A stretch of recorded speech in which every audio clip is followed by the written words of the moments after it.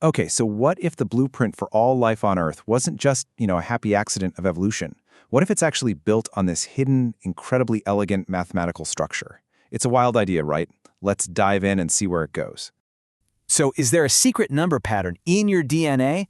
Well, we're going to explore a theory today that says, yeah, there absolutely is. And the craziest part? The key to unlocking it wasn't found in some high-tech biology lab, but in the world of pure, abstract mathematics. All right, before we can even get to the proposed solution, we have to really understand the problem. And trust me, it's a big one.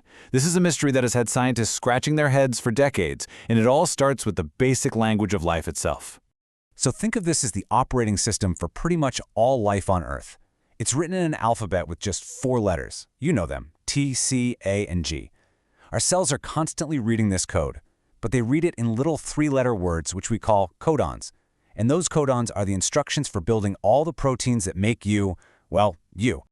Okay, let's do some really simple math here. You've got 4 letters, and you're making 3-letter words. How many different words can you make?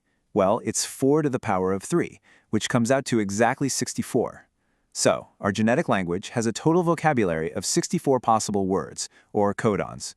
But, and this is where the mystery really starts, those 64 codons don't make 64 different things. Nope.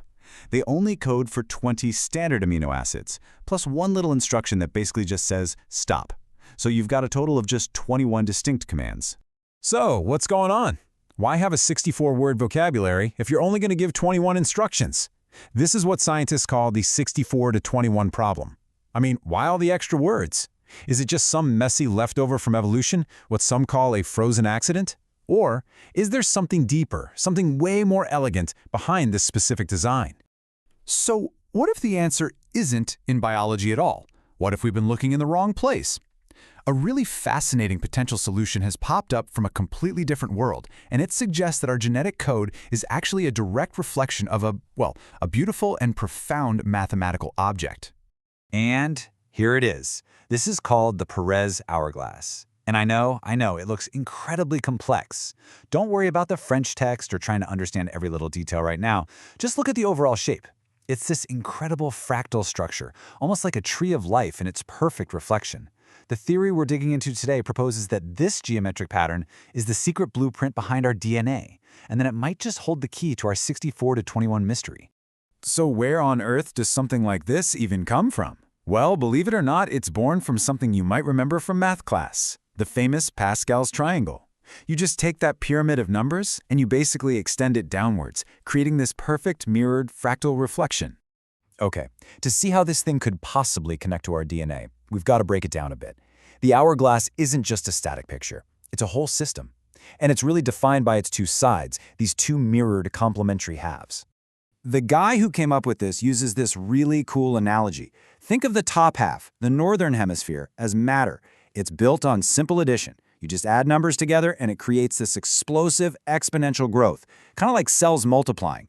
But the bottom half, the southern hemisphere, is like antimatter. It's built on a more complex rule involving subtraction. And this creates a world of amazing balance and intricate stability. So this hourglass is actually governed by 3 key number sequences that emerge from its structure. The first one is called Pascal sequence. It's super simple. If you just add up all the numbers in each row of that top matter half, you get the powers of 2. 2, 4, 8, 16. You get the idea. It represents that pure, explosive growth. The second pillar is one you've definitely heard of, the famous Fibonacci sequence. It just emerges naturally from the diagonals and symmetries of the whole structure. It's amazing, and this weaves the golden ratio, that fundamental proportion you see everywhere in nature, right into the fabric of the hourglass, giving it this incredible harmony and balance. And now for the third pillar. This one is less famous, but it's absolutely crucial. It's called the Lichtenberg sequence, and you find it just by counting the positive numbers in each row of that antimatter half at the bottom. According to this model, this sequence is the key to the whole system's stability. Now, I want you to pay very close attention to that 5th number in the sequence you see on the screen, 21. Remember that. Okay, so we've got a biological mystery on one hand, and this really weird mathematical object on the other. Let's bring them together, because this is where things get really, really interesting. Remember our number? 64. 64 codons in our DNA. Well, take a look at the Perez hourglass. If you go down to the sixth row of that top half, the growth engine, and you add up the numbers, what do you get? Exactly 64. 2 to the power of 6. Okay, that's wild. But what about our other number, 21? The 21 biological instructions. Well, it's almost hard to believe. If you look at the sixth number in that Lichtenberg sequence, the one that governs the stability of the entire system, what is it? It's precisely 21. So, is this just a crazy, mind-blowing coincidence? I mean, what are the odds? Well, the people behind this model say absolutely not. They claim this isn't random at all. Instead, it's governed by a fundamental mathematical law of the hourglass itself, a law they call Theorem 8. And what this theorem does is prove that the two halves, the growth up top and the stability down below, are perfectly and inextricably linked. So here's the takeaway, the really crucial point. The theorem basically shows that the growth happening in the north is the energy source that directly fuels the complex, stable structure in the south. The hourglass isn't just a pretty picture. It's a dynamic system. It's like a mathematical machine that naturally, and this is the key word, compresses the number 64 from the world of possibility into the number 21 in the world of function. It's built right into its geometry. Okay, let's just pause for a second. This is a pretty radical idea, right? So what does it all mean? And more importantly, how does this fit in with everything we already know about biology and evolution? And it's really important to be clear about this. The mainstream view in biology, the one backed by mountains of evidence, explains the genetic code as the result of evolution, billions of years of natural selection and chemical affinities. It's a story of process. The hourglass model, well, it proposes a totally different origin story, a story of mathematical necessity.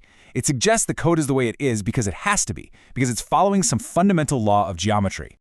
And it doesn't just stop with biology. If this mathematical structure is really this fundamental, its unique properties, that perfect balance of growth and stability, could be useful in a ton of other fields. In fact, researchers are already looking into using its principles for things like quantum error correction and even next-generation post-quantum cryptography. So, we're left with this huge question. Is our genetic code just a frozen accident of evolution? Or is it a reflection of some timeless, universal mathematical truth? Now, this model doesn't give us the final answer, of course, but it does bring to mind this incredible quote from the great mathematician Ramanujan, who said, "An equation for me has no meaning unless it expresses a thought of God."